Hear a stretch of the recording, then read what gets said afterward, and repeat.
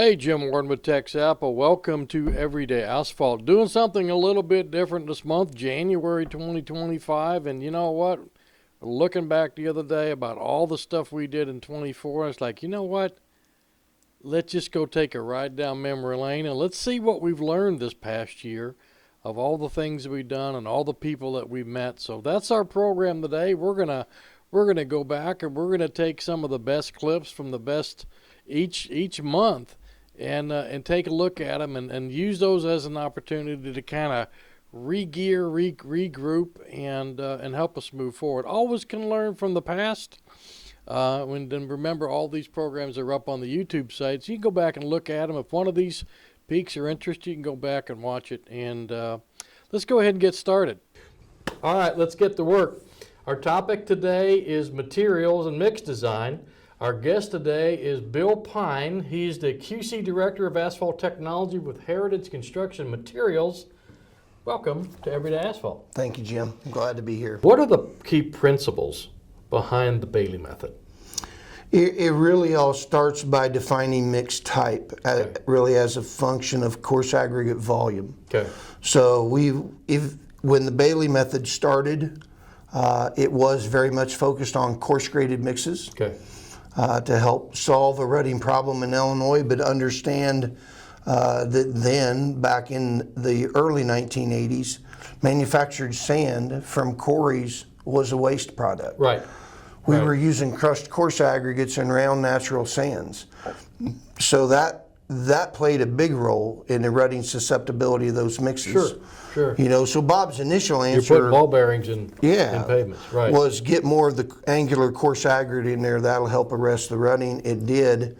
But we've learned since then, we have manufactured sand products available to us that now we can apply that not just from a coarse graded aspect. We can design a good aggregate structure for a fine graded mix. Yeah, I mean, for any given traffic application. I mean, today you were talking about fine graded mixes, coarse graded mixes, SMA mixes. SMA, yeah. They've got different kind of tweaks to it. Yep. But the kind of the principles behind it, and so that's really interesting. So you stress the importance of the aggregate shape.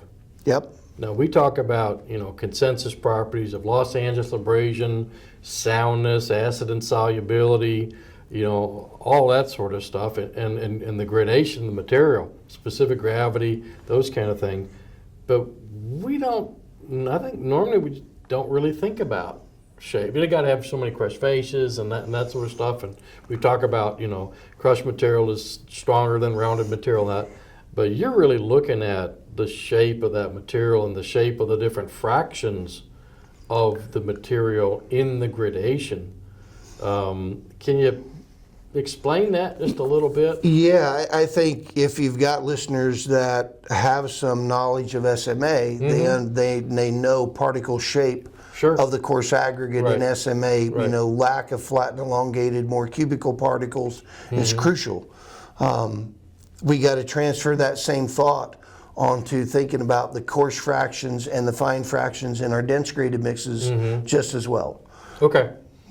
And understand the role of particle shape and how it plays a vital part in being able to compact or consolidate an aggregate blend. Which makes a lot of sense. Okay. And that's the challenge. It is. And that's a challenge.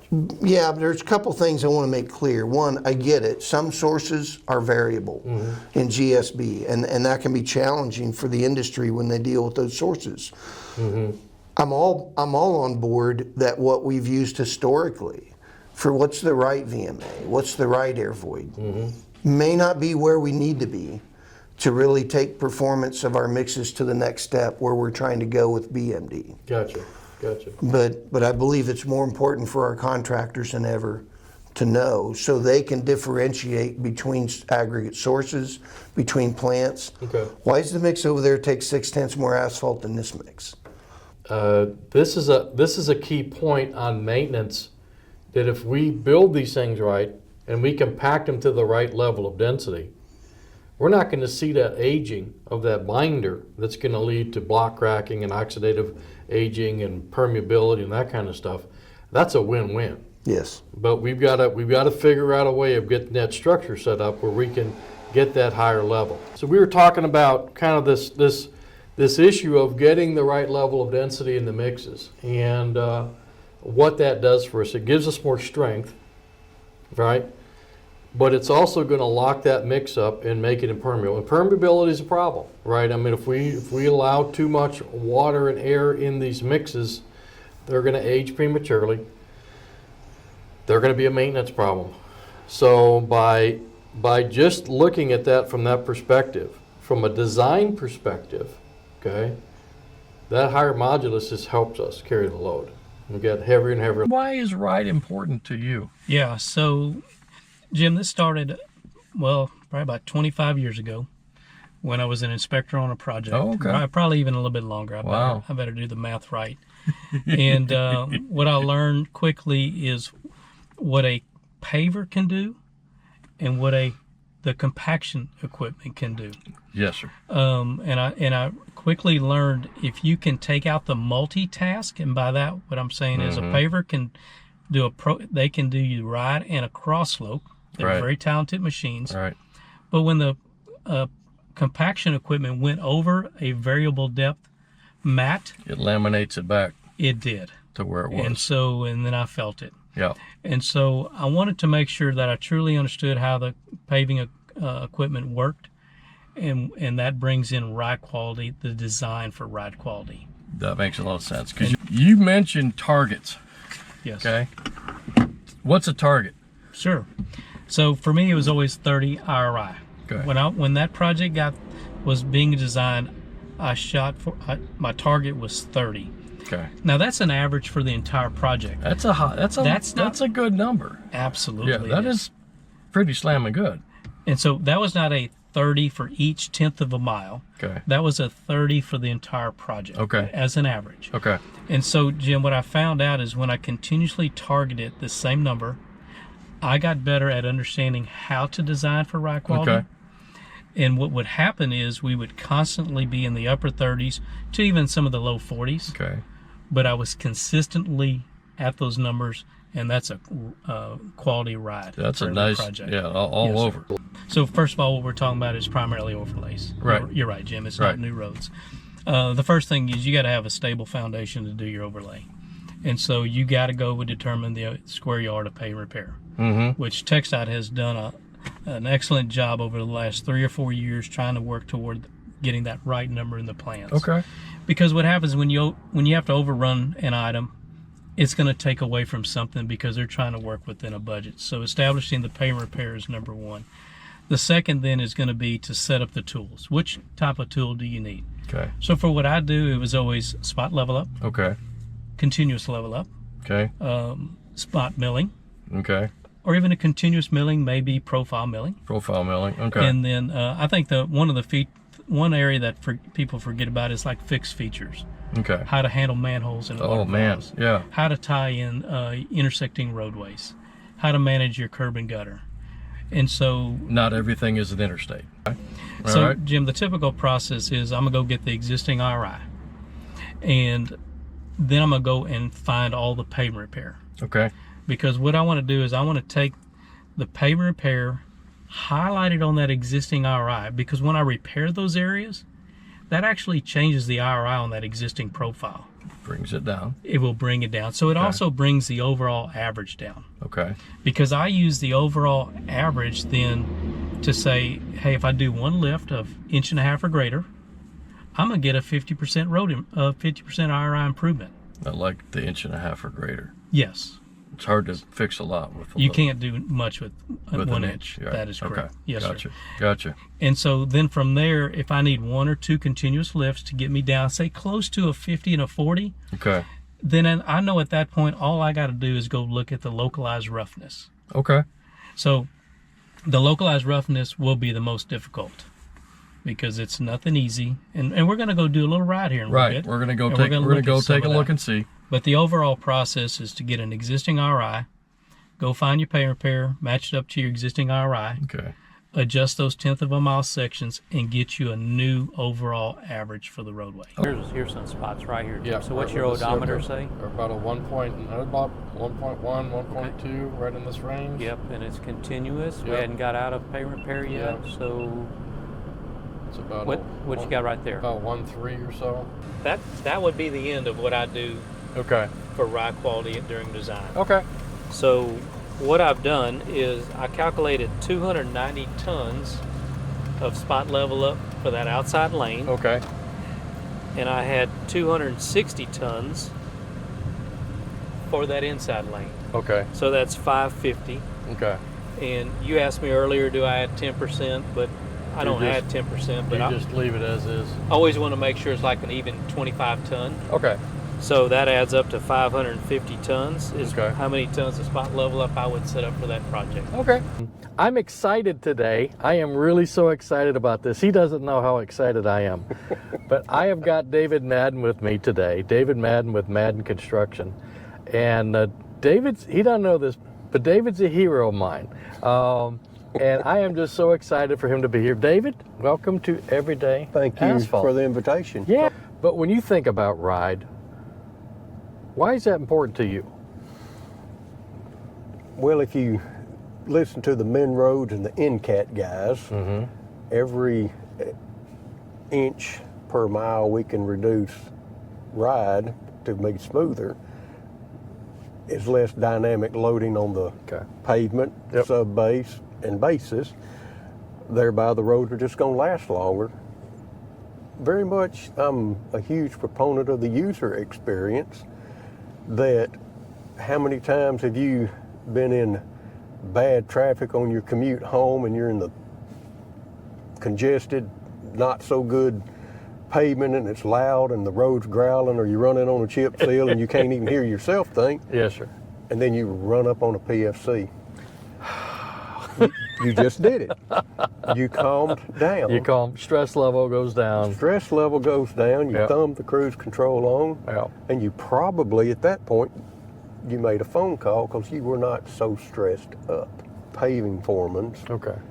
that typical So it go goes to the up. pre-con, Okay. those three individuals are going to go to the pre-con. Oh, okay. Where, So your foreman's actually at the pre-con. yes, I want him Okay. at the pre-con. Okay. Tractors are always a couple of years ahead of what the designers know to do because we're working with the equipment every day. We figured out the little tweaks, and there's nothing more we want to do than to share the little tweaks to make a project go quicker Gotcha. and go better. Okay. And the taxpayer in the end is the recipient of a high quality job, but so many times, and it's just the fact that we haven't partnered enough, that we should get together and explain. There are no secrets. We Right. want TxDOT to make better plans. Sure. They make great plans, but I've never always had an opportunity. I've never had a perfect set of plans. We're okay because you, through your personal signature, day in, day out, you are creating your legacy.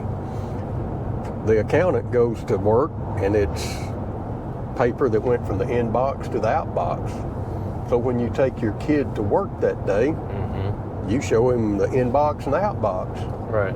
You take your kid to work out here, You see him. This is what we did. a tangible something for the taxpayer. That's cool. I love that. Guest today is Lacy Peters with TxDOT Atlanta District. Welcome, Lacy, to It's Everyday nice Asphalt. to be here. It's so nice to be here, Jim. Thank So- you for having me. Well, the easiest answer to that question, Jim, is it's important to me because it's important to the traveling public. Okay. In all honesty, everybody wants to be comfortable when they're driving. And the one way to be comfortable is to have a good ride. There you go. If it's not comfortable, they feel on edge. They don't feel as safe. Get a little tense on the steering wheel. They're very tense on the steering wheel. They are concerned about what's the next thing that's going to happen in the roadway instead of worried about what's around them. and adjusting for those type of conditions. So right up there with ride, and of course in our district and all of them, I would assume, is we want someone to be safe. And a good Absolutely. way to do that is to provide a good ride, and with that, hopefully a roadway that requires less maintenance, and we're out there less, and everybody's happy for longer. It's important that you don't get yourself kind of cubby-holed in one particular area, because there's so much stuff happens across. And if all you do is design and you don't know about materials, you don't know about construction, you're missing a big chunk of it. And I think from your position, that makes you much more well-rounded from that area, and then able to answer more questions and to be more productive and probably be a heck of a lot more effective. My hope is to be helpful. Okay. In everything that We'll I take do, that. I try, for construction purposes, I usually get questions directly from the AE, the area engineer, excuse Okay. me, or the assistant area engineer. Sometimes the project managers will come and ask me things sometimes, but most of the time it's the area engineer and the assistant area engineer. I also get questions, of course, from maintenance sections. If they have a problem area, I will go in and check it out. Of course, a lot of times that'll be Jason Dupree will have asked me to do that. He's our director of maintenance. He'll ask me to go and the so-and-so was having trouble. Can you go and look? Or Gotcha. can you go and see it? Okay. Also, for the planning side of things and design, or rather for planning, I'm on our planning committee. And so when we go to look for roads for what are we going to do So in you our really next are, 4 years, you are really almost full circle almost. I try. Forensic work on this? Will you do any FWD or any coring on this? Yes, it has actually been done. Okay. So the FWD was used to determine the remaining life of the pavement. Okay. I was not worried about us going all the way down and rehabbing. I didn't need the modulus value of the subgrade, which is what you would normally be trying for. I wanted to know the remaining life of the hot mix layer versus the projected traffic for the design life To of the figure out roadway. how much material you need to fill in. Just Okay. to make sure I had plenty of material, because in all honesty, since we have made the comments we did about the ride, and Yeah. as you see, there's probably shallow rutting, but you've not seen any deep or anything, No. a large amount of rutting. Correct. So we feel like structurally we're okay. Okay. We just want to double check that. Okay. And also GPR was used in particular Okay.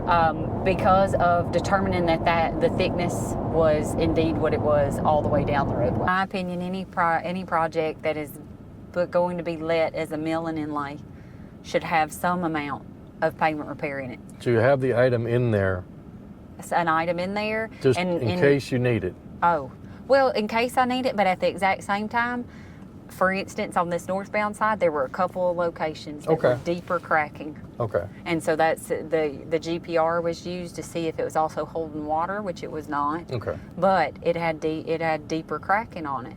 Well, if you have deeper cracking, if it holds together and you go across it, then you may be okay. Maybe. Maybe. But in all honesty, when they sweep across it to clean it for you to get a good tack, if there were loose stuff all over the place and the sweeper really kicked it up all of a sudden, you should have cut that out. Yeah. And you should have given me my pavement repair that was in that set of Okay. plans. We've traveled almost 900 miles and we are in Opelika, Alabama. Did I get that right? Opelika. Opelika. My Okay. wife says you pronounce it as I like it? Hope you like it. Hope you like it. Okay, Yeah. Opelika, Alabama, just north of Auburn, and we have been attending the 8th Test Track Conference at NCAT, National Center for Asphalt Technology. It's the advantage of a full-size track versus an HVS or something like that. Well, there certainly is a place for HVS for the other way. Heavy vehicle simulator. Yeah, this is a class of research that's called accelerated pavement testing, or APT is the abbreviation for it. And you can do APT, accelerated testing, two different ways. You can super load using load simulators, or you can legally load just a whole lot of legally loads and use full scale trucks. So you can use simulators or you can use trucks. Right. And the advantage of the simulators is it's faster and it's cheaper, but the disadvantage of the simulators is it's very slow speed, and you can only test so much at one time. Right. So where the simulators run maybe 10 miles per hour, our trucks run at a speed that gives us a what we call a high-speed response event. So, Which you absolutely. and so your task is to satisfy all the specification requirements at the lowest possible cost. And so in this new era where we talk about balanced mix design tests, it's really, what does that level playing field look like to require the kind of quality that we want? Because if I'm a contractor and I'm bidding the job, I want to build it so that it's going to be really high quality. But if I can't get it competitively and somebody else gets it because You don't even get the chance. I don't get the chance You don't to get do the it. chance So to start up. so Yeah. that Yeah. it's like we need to start with the level playing field, and then kind of work our way back. Train theory, that's what perpetual payments Right. are. Dave Right. Newcomb, Yep. Rest his soul. God, Yep. God rest his soul. Yep. Everybody Yep. loved Dave. Yep. Absolutely. Great human being, and Absolutely. an amazing engineer. He kind of coined I think he's credited with coining the perpetual pavement concept in the early 2000s, and the track has proved it over and over and over. So if you're someone who's skeptical of that, we've got 2 test sections on the track right now that have been out for 80 million easels, and they're the original really thick pavements, and they probably will never fail. I mean, they're there forever. Wow. And so we know perpetual pavements are real because we've seen numerous, iterations of it out here, and going all the way down to as thin as 5 3/4 inches with innovative materials. Wow, that's cool. And I actually wrote a paper. We have a lot of in many jurisdictions we have a lot of excess thickness that is that we need to So we need to we're overly invest. conservative. Yeah, we're too conservative in many jurisdictions with our pavement thickness designs. Interesting. Okay. So since we are Texas, It what is. happened here at N6? So N6 is a test section that we built in 21, and it's a balanced mix design mix. So there are 2 sections on the south side of the track. On the other side of the track, one of them is a conventional mix, and the other one was a first Early attempt. version. It was an Right. early version balanced Right. mix. And this is a later version. It's a later version, and one of the things that we need to be cautious about with balanced mix design is, we think in most places we need a little more binder in the mix than what we have for them to be as healthy as they need to be. But we don't need to overshoot. It's a pendulum, and we don't Right. need to swing the pendulum too far. and then have another problem. That's right. So the 2 Texas sections on the other side of the track were kind of 2 extremes in changing the gradation. And so Texas wanted to do 2 things. They wanted to make the mix healthier, and they wanted to improve the macro texture of the mix as a safety initiative Right. for surface mixes. Right. And so it swung course, away from the maximum density line on the other 2 sections over there that we had done in 2018. And so we saw significantly better performance with the balanced mix design mix. Good. But probably a little more deformation than what they really wanted to see. I wouldn't say it failed in rutting, but Right. it had a little deformation in Okay. it. But that's how you learn. That's right. So this N6 mix is round 2 Okay. of it's the second iteration of balanced mix design, and I think it's a home run because Awesome. there's no there's Well, no sure. deformation in Yeah. it, and yet the cracking numbers that we're seeing are outstanding. Good deal. Our guest today is Chuck Fuller, TexAPA's Ambassador of Quality. Welcome back to Everyday Asphalt, Chuck. Appreciate the invitation to be here with you today. There, a brand new asphalt pavement design and construction guide that we just came out with. Yep. And just about a month ago. Yeah, just for maps. So Yeah, just for the Managing Asphalt Pavements program. So it's brand new on the street, and we want to talk about it today and then tell you how you can get a copy of it. And we'll go from there. Chuck was a contractor for many, many years, and retired and came to work for TexAP, and has been just a godsend for us, and just helps us in so many ways. In addition to that, just bringing the contractor perspective. city or a county, there was always something that that came up, right? Whether it's within the specification or whether it was within the actual construction, there was always something that you had to deal with. And when you're dealing with these unknowns, it really puts the burden on the contractor to be able to either put in their bid these unknowns. Hopefully that it won't happen, Yeah, that it won't happen or protect yourself if it does if happen. it does happen. So And so that's the big R word. that's it. That's the risk word. That's the risk word, and Yeah. and I'm glad that It- right. What are you guys looking for? Yeah. So we really and truly look for a well-defined scope of work. What does that mean? That means I need to know exactly what I'm responsible for. And, Okay. and that's whether I'm a subcontractor or a prime contractor. I need to know exactly what I am responsible for and what your requirements are, right? So more than just give me an asphalt overlay, yes. I need a little bit more than that. Yeah, you got to tell me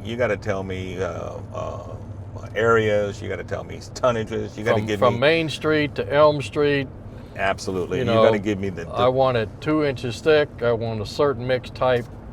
I want a certain width. I want you to do the certain kind of preparation.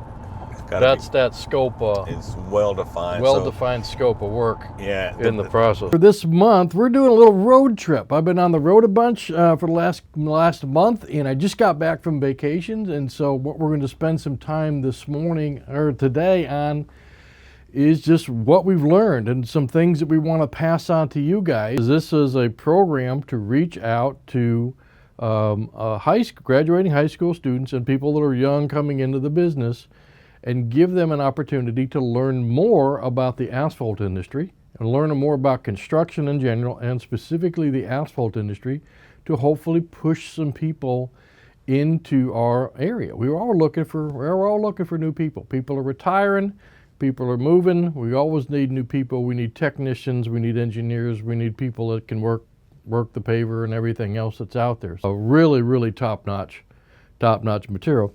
And again, we're not staying still. We're trying different things. Now, we've tried warm mix, and we've tried engineered crumb rubber. We've tried high polymer mixes. We'll talk about that in a little bit as well. But this is a project down in kind of San Marcos, moving down towards New Braunfels on an FM road, and they placed a conventional tom mix at conventional temperatures. I don't have a picture of that. But here's a picture of a tom mix placed warm mix, and you can see the temperature up here, 229 degrees, and this is just underneath, back behind the paver, so we haven't really got on it yet. This has got a very stiff binder, and we're making it at 300, 325 or 30 degrees or so, making it process, and so we're going to take that material then and run that through an MTV, through a paver, then out behind the screed. So that's kind of what the material looks like. It flows. It looked like good mix. Here we're running right around 300 degrees. And so that's it seems to be kind of a key aspect of these high polymer binders. When they did the project on I-35 last year on right here in Kyle, they did a high polymer binder SMA, and that mix laid really good about 300 degrees right behind his screed. 190 to 200, maybe to 225 or 235 or even up in that range. So you're losing some temperature because that mix is really starting to stiffen up. We got to get all over it, okay? So when you add thin lifts and modifiers together, again, you've got a shorter window to do that. It's not insurmountable, but we just got to understand that we have a shorter window that we've got to keep track of. That's all. We can handle that. Now, do I want to be paving the thin lift with a modifier in December? No, I do not. I do not. I want to give myself the opportunity to do this and get it down. Again, we're paving at night. Night takes time away as well, so we've got to be watching that. But again, opportunities. Heat helps, but we don't want to overheat the. That's one core. Okay, this is one core. Here's my roller. Can we get density? And they actually cored that sample. They split it in half. They tested the top and tested the bottom. Okay, so again, it was laid in one lift. Let me get back over here. And how did they do? Well, let me get out of the way. So they did 2 cores. The first core averaged 4% in-place air voids. That's pretty darn good. People say, well, this stuff won't compact. Okay. The second core, it was 3.9%. This might be part of our solution for laying thicker lifts and getting stronger pavements out there to really help carry the loads. Perpetual pavements. Perpetual pavements are designed to minimize the strain on the top of the subgrade and minimize the tensile strain on the bottom of the asphalt. Okay, with some of these type modified binders, they're not going to crack, and with a thick enough slab, they're not going to damage the subgrade. So you get in the situation where you never have a problem with the base. Any distress that you have long term ends up at the top, and I can mill and replace that overnight. So how did the pavements look this year? You're a first round and a second round rater. And second round. So what did you think this year? Some of the best pavements that I've evaluated since this program started with Eric Johnson back in the day. So I've been an evaluator for a long, long time, and this is some of the best pavements I've seen this year. So we're trending. We're really, the bar has been risen so high, and I'm glad that we're going to be able to talk about this because most of the projects that we've evaluated up to this point are very good projects. TxDOT got really good. They're going to get durable, long-lasting pavements out of them. But the difference between having durable, long-lasting pavements and an award winner is just one little bit. It could be one little thing. The TxDOT TxAPA award winners, we're looking only for surface, what the traveling public sees, and of course that includes texture, joints, roller marks, fat spots, which we're going to get into a little bit more, and smoothness. You know, how smooth is it? And again, if we're feeling bumps and we're feeling chatter and we're feeling where the joints tie in at, right? You know, those are the things that attention to detail that are going to get you either award winning. Transverse joints. We've We've got a couple of graphics here. These are stacked on top of each other. One is making sure we get the equipment set up right. This is our old mat. This is our new mat. We're paving in this direction. When we set that screed down, there ought to be a starting block in there about 1/4 inch per inch of thickness that we're trying to lay, okay? Get our head of material in there, get our augers in here, get this right. If I have too much head of material in there, Chuck, we've seen that, screed's gonna rise up over that area. When this screed pulls off and I leave this new layer in here, what I wanna try to do is I wanna take a straight edge, I'm gonna set a straight edge down on the hot mat, most of the straight edge on the hot mat, overlapping where those starting blocks used to be. This gap ought to be uniform. Ideally, this line, this cold mat, and this new line ought to be parallel. If they're parallel, when I compact it, guess what? I'm going to have a good joint. Good joint. And Jordan Sefcik is here with San Angelo District. Come on in. Hello, Jim. Hello, How are you? Welcome. Thank you. Welcome to the Thank studio. It's her first time here. And I want to talk to you about the job on US 87 that won last year. Yes, Tom Green County. And Tom Green County, right on the line. Started right on the county, goes north or south? North. North from there. Yes. But again, this is one of those jobs. It looks good, rides good. It's nice and uniform. Obviously, you know, there was a lot of care taken in this. And the things that we talked about when Chuck was here just a few minutes ago was that attention to detail and the little things matter. Oh, for sure. And focusing on every ton going down the roadway, making sure it's the same thing really is, I think, the thing that makes it, gives it from it's a decent job to, wow, this is a great job. Yes. And to win an award now with TxDOT, the bar has been raised over the last few years. And it's got to be a pretty darn good job now. You're not, we'll just give them an award. No, if we don't have one, we're not going to give one.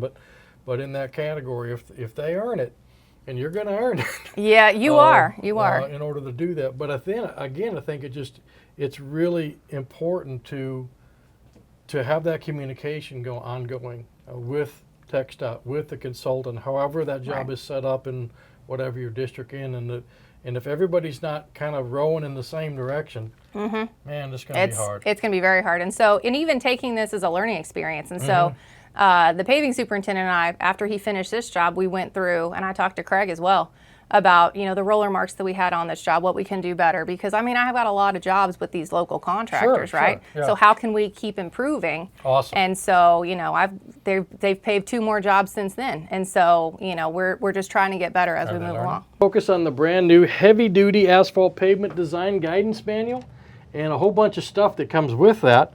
And from the TxDOT Maintenance Division, with us today is Chris Henry. Welcome. Thank you, Jim. And Ruben Carranza. Yes, Welcome, sir. guys. See you. And glad to have you guys here and looking forward to talking about this. Anything.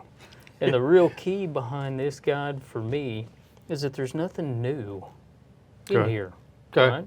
It's just putting together the pieces, the tools in our toolbox for different kinds of pavement designs, pavement approaches into a new way where we're getting a lot longer design life out of it Yeah. under pretty extreme circumstances. Ruben said it, the energy sector, while it's a fantastic driver of the economy, and we do Yeah. appreciate everything that it brings They to the put a table. whop on the roads. Absolutely, absolutely. So this heavy-duty pavement design guide really just puts the pieces of the puzzle together in a different way where we're getting more design life. Yeah. We're getting more bang for our buck when we're investing in these roads, and we're having to work on them a whole lot less in the mean. Heavy duty pavement can be a combination of different things. And that's when we came up with the checklist. And that is 5 factors that can define a heavy duty pavement. And one of them is the location, right? So we talk energy sector, Borders. border crossing, freight corridors, logging, things like Yep. that. And then easels, equivalent single axle loads. So how many millions of easels that road is projected to carry over the design life? What percentage of those easels are trucks?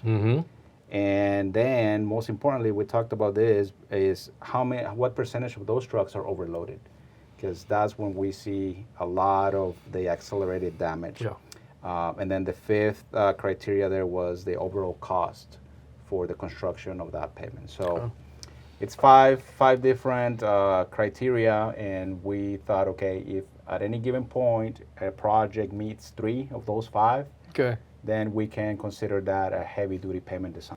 One thing that I really liked about this process is that we are providing guidance not only for new construction, but also for rehabilitation, which I think is going to be the bulk of these pavements. So we're talking about full depth reclamation process to start from the base layer. And again, this is something we've done a lot on the maintenance division with the in-house FDR program, and so we feel very comfortable with the product that we're putting out. And then we're utilizing our new Texas AME program to design these pavements. So traditional flexible pavements, we use FPS. The new version of FPS 23, has the Texas AME built into it. Right. And that is what we're using to design this pavement. So Awesome. Awesome. One thing I'd like to add, Ruben makes a really keen observation that the overall pavement design is really complex. It's really unique in the way that we're putting all this together. But I want to drive home that each one of these layers in this pavement design is not new or complex, right? It's just the usual suspects, the usual tools in the toolbox. It's just in this case to get that overall complex pavement design that is so durable, so resilient, and will last this 30 years without any major maintenance. It's kind of a new way to put them together. And just to quickly cover that, we've got a slide that I think we can show to the viewers to help understand how these layers are put together. Okay. But you've got your usual natural ground subgrade. If this is a new construction or a full reconstruction, right, we're going to treat the subgrades, which is a normal process. We do that all the time. You've got either asphalt stabilized base or cement treated base. That is that next layer that we, again, do that Building all some the time. strength up. Yep. Correct. Yep. Where it starts getting a little different is when you start piling the layers on top of that, right? We've got layers of, in this case, I think it's Super Pave C is the ideal mix that's serving as crack attenuation, crack mitigation, right? Keep that reflective cracking from making its way all the way up to the surface. Then you have a Super Pave B on B top as of in that boy, that's yep. adding that substantial structure The from web, there down. the web Absolutely. of that design. Yep. Absolutely, Yeah. but that's where you're getting the overwhelming majority of your holding capacity, your Okay. pavement design capacity. And then above that, you've got an underseal, and then we've got a riding layer on top of that sacrificial layer. So all these tools in the toolbox are normal things that we use all the time in different ways on Yeah. projects. But the crack attenuation, the super pave B to add that structure and prevent rutting. That's another concept there, that rut mitigation. Yep. All those things together in this way, making up that complex pavement design, is what's getting us the outcomes that we like. Okay. But John Epps Good to be here, Jim. with TTI, and Richard Izzo, formerly with TxDOT, now a consultant with TxAPA and HMAC. So welcome. Thank you. Glad Glad to be to have. Yeah, Jim, the surface area characteristics is what SAC is being, Right. and the A is the highest category of 2 or 3 categories that TxDOT has identified. And we'll talk about a little bit about the history of SAC A and where we are and where we're going over the next several minutes here. The engineers have been responsible for providing friction on highways for years and years and years. It's nothing new. It's part of our everyday activities. It's become more formal and more organized since 1967, when there was a federal mandate that came out that said every state shall have a formal program Got to to. take care of this. This was probably largely responsible for the tort liability laws changing in this country in the middle 60s, and it really made it possible for individuals to sue state agencies or federal agencies, and that was the start of a substantial number of lawsuits, and brought more attention to the issue. So in June of 1967, the feds passed a mandate that every state will have a program. TxDOT responded with this with a wet surface crash reduction program. We'll talk about it a little bit. It's based on skid resistance or friction, aggregate selection, wet surface crash analysis as well. The names have changed a little bit over the years. Wet weather accident reduction program. We'll talk about surface aggregate selection and some of the latest revisions on the form. Here you see the red areas identified here, 1/2 by 3/8 and 3/8 by number 4. Essentially, there's a tremendous demand for aggregates in the hot mix arena and the seal coat arena for that. And these are essentially the aggregates that are shown here in front of us. It's that size range and a little bit smaller. That's And 3/8 by 4, I believe. That's where the demand is. And there's usually most quarries and pits have plenty of materials on the finer side of that, and they have, and the quarries have a lot of materials on the upper side. Let's get started. Our guest today, we're going to focus a little bit more on the research side of the asphalt universe, and we're deeper diving today with Dr. Amy Epps-Martin. Howdy. Howdy. Welcome. We're at the campus of Texas A&M University. I feel like my job is to curate the information, right? There's so much information. You want to make sure it's the correct information, right? Which I know we're getting into with AI and all that. But some of that is just how do we use this as a tool? Like when I was an undergrad, I didn't even have a computer. I didn't have email till I was in grad school. I didn't have a cell phone till I had a job. So all of this is like, how do you use the technology to be better at your job? And I think the younger generation does know how to do that, maybe even better than us, right? Oh, sure. So I would say that there's pluses and minuses that are good, solid engineering decisions, like we're talking about in class today. They're thinking, critically thinking, and thinking through this stuff to make sure they're making good decisions, not just a decision. Right, and to make sure they have some foundation. So maybe they're only 2 years out of college. Maybe they didn't go to a university that has asphalt concrete. Now they're being asked to make decisions, and they need the basic foundational knowledge. So I've been teaching in the TxDOT Materials Academy, which definitely helps along with the TxDOT staff, but it's not broader. And I think maybe we'll have a chance to work together in the future, because I think there's a big need for that. If everybody is open-minded and listening to each other instead of just broadcasting or saying, no, we can't do that, so sort of being open-minded, I think that's where you make the biggest inroads or changes, and because I think in general our nature is not to like change. I mean, I'm the same way. But I mean, we can see how things evolve. It's just a slow evolution process. And Slower so what can than we do? Some people want, and faster than some people want. That's so it's true. trying to find that You're right. balance. I mean, that's way bigger than many states combined. Yes. Is what Texas is doing. Yes. And so I give TxDOT a lot of credit for funding that and for leading that effort. And it takes all of us, though. It's a big team effort.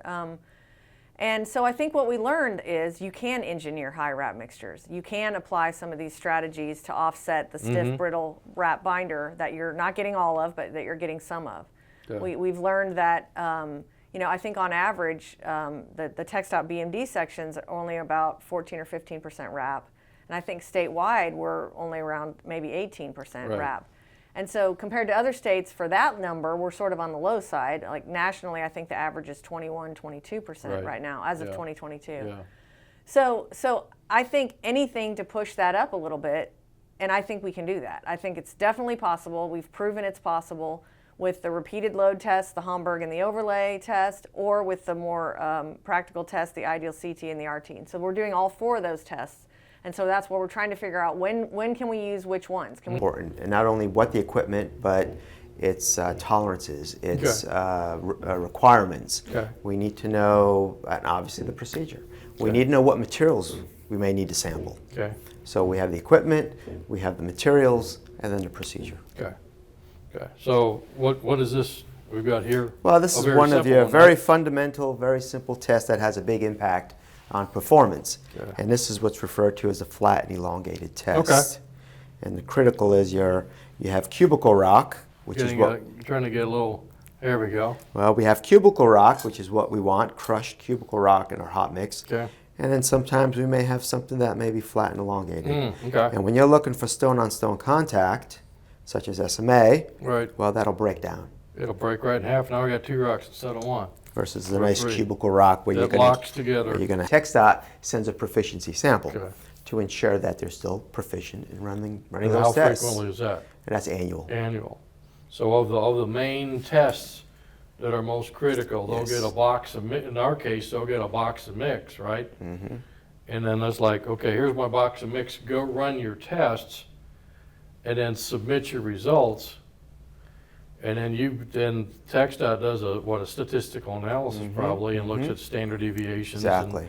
and that, and you can kind of figure out, am I in the 1 standard deviation class, or I Right. am in a standard am I in 3 standard deviations, which is probably not where you want to be, but it does give you a reference point. Yes. Okay. It's very About all the resources that HMAC has developed, and you've developed some really cool ones. So let's talk about what's out there. We'll try to put a link on the website for that. So First, we offer training classes. Yep. And the training classes are great because not only do we work with the individual so they can be certified, but they get to learn why we do things.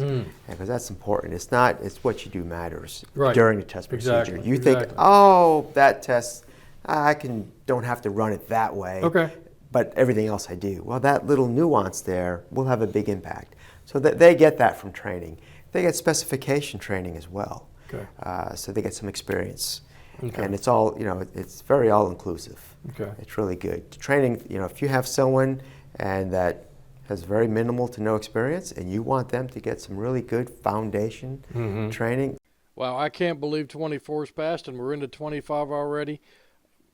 It was an amazing trip last year on our road trip edition. We're going to have a great year this year in 25. We hope to announce some really cool stuff that we're working on here next month. And it's gonna change lives and change the industry. So we're really excited about it, really excited about moving forward. And so until next time, be safe out there and keep doing the right thing. And we'll see you down the road. Ever forward, everybody.